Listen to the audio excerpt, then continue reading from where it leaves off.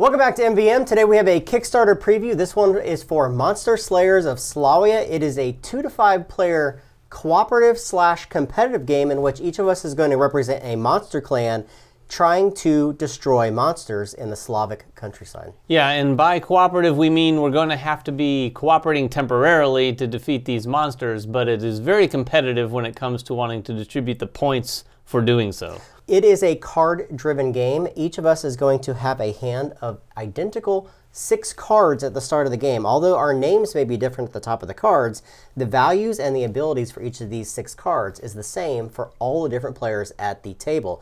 When you play this, and the timing of the cards is the important part about the game.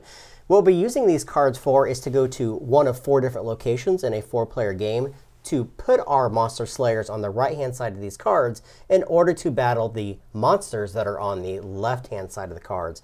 The monsters are also going to have their own innate strength attached to them, plus some of them are going to have some special abilities as well.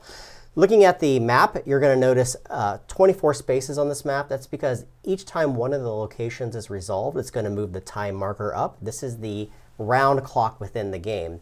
Once that hits 24, that's going to signify a hard stop to the end of the game. This is also our points in the game. So when we slay monsters and get victory points from those from locations, we're going to move our own marker up and down these locations as well. Yeah, and Jeremy mentioned these locations between our slayers and the monsters. There's a few things about these that you should know.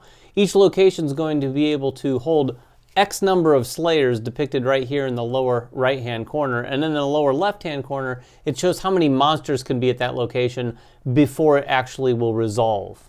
And you're also going to set up a monster den at the top of the game board. This is going to be 3 face-up monsters. These are the ones that can be placed into play during the course of the game. All right, so are we ready to teach the game? It's very simple. On your turn, you're doing one of 3 main actions. You're typically going to be playing 2 Slayer cards to one of the 4 locations, noting that each of the Slayers has to be placed in a different location than the one previously placed before it. You can place into locations where you have Slayers from a previous round, but not from the same round.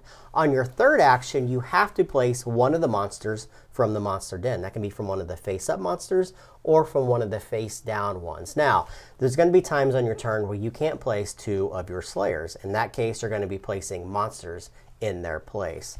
Placing these Slayers is the important part of the game. As we said, each of us is going to start with 6 of these in our hand. They're numbered from 1 to 6, with that being their strength value that they're contributing to that particular location. I'll start with the 2 basic ones. These are your warriors. They are numbered 5 in strength, 5 and 6, meaning that they are the most powerful in your clan. However, they have no inherent special abilities at all. So when you place them, you're just placing them for strength in that particular location. Exactly. And number 4, the next strongest one, this is the Exterminator. Yeah. Again, these pictures and the names on each card is going to be different per clan, but they do the exact same thing. When you play this, it is of course a 4 in strength, but it also is going to look across the location to any of the monsters, and it's going to add its Exterminator token to that monster, effectively taking its value down to 0. The next one down is the Ranger. The Ranger has the innate ability of swapping this with one of your previously placed characters in that particular location. Now, it doesn't matter how many characters are in that location. So if it's already filled up with Slayers up to the maximum capacity, it can still swap with one of yours. So if there's a card that you particularly want to pull back in your hand, that's the card to use. Next one we'll talk about is the 2-value card. This is the Mage. The Mage is going to do a couple different things that are really cool. Obviously, it's a 2 strength, but when you play the Mage, if it's in a location with a 5 or 6 strength warrior, and this is either your warriors or one of your opponent's warriors, this is actually going to get a +2, taking its total value up. The other thing the Mage is going to do is when you play it, you're able to rearrange the order of all of the Slayers at that location. This will come into play if there is a tie. When you resolve a battle, if there is a tie for the highest value between 2 different players, whoever's furthest to the left is going to break that tie. The final one is your lowest strength character, that is your Thief. Your Thief is only worth a 1. However, when he is placed in a line, he is going to put his token onto the character to the left of him, making that Slayer's strength a strength of 0. Now, how are you going to resolve these locations? Well, The third and final thing that you're going to do on your turn is to take one of these monsters and put it in a row where you have not placed one of your Slayers that particular round. If that brings the capacity of the location up to the capacity on the card itself, you're going to resolve that location, and it's very much just a strength battle at that point. Yeah, you're going to take a look at the value of all of the monsters and the value of all of the warriors, no matter what player they come from. And one of two things can happen. Either the Slayers win, at which point you're going to divide up the victory points here. The person with the highest value is going to get this center value. Second and third, anyone after that is not going to get any points. Then, on top of that, you're going to take all of the monsters at that location, randomly shuffle them up, and every player who participated is going to get one of those monsters as a trophy. And speaking of trophies, some of those monsters actually have a trophy icon on them, which will also be worth 1 point at the end of the game. The winner of that spot is also going to collect the location card itself. That is one of the tiebreakers at the end of the game. Also, you're going to move the time clock up according to the sun value of that particular location, whether the Slayers succeed or they fail in that particular conquest. Now, if the monsters win, something else happens. All of these Slayers at that location are going to pop back up into the player's hands. The time marker is still going to move that many spaces. However, the location is just thrown to the discard pile.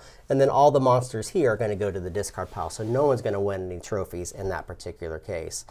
Now, you're going to notice that this is divided into a light side and a dark side. Some of these locations are tied into these particular sides, so they can make monsters stronger. They can make the capacities for both the Slayers and the monsters larger or smaller, depending upon those. Plus, there's some locations that will pull from the top of the deck or the location here. Now, the monsters also have very unique inherent abilities to them as well. Some of them just have a straight up strength value. Some of them, such as this Liko, which may be a Slavic term for some kind of lich, makes all the warriors a value 2. So instead of a 5 or a 6, they're all worth 2. The player who plays the bees is going to allow him to place a 0 strength marker on the highest strength Slayer in that location. So a lot of these monsters also come down to timing, when you want to place them, what row you want to place them. Because remember, anytime you place a Slayer and anytime you play a monster, they can never all three be in the same row. Yeah, timing is the name of this game, and you're not going to, like Jeremy just said, you can't, on your turn, place a bunch of Slayers and resolve that same row. So it's going to be taking a look at some place, maybe seeding that location with one of your Slayers, maybe swapping it out later, hopefully so that when it resolves, you've got the most points and you defeat the monsters. And you're going to keep doing this round after round until you get down to 24 on the time track. Again, the time track is going to move according to the locations that get resolved. When that happens, players are going to look at where they end up on this map as far as scoring, plus any of the trophies that they've collected. Again, locations and the amount of monsters that you beat are going to be the tiebreakers in the game. So that is basically Monster Slayers of Slawia, a 2 to 5 player competitive / cooperative game, because you are trying to cooperatively battle these monsters, but you want to have the highest strength when you do so. Yeah, this is not a game about making truces or alliances. No. You are there against your will, fighting alongside your opponents, but you have to do so to get the job done. Again, this is completely a prototype version. The final version will be on the Kickstarter, so I invite you to go there to look at the final components. If you have any questions, make them in the comments below. Subscribe to us, follow us on Twitter, like us on Facebook, and everything else that we do. And we'll catch you guys next time. Bye-bye.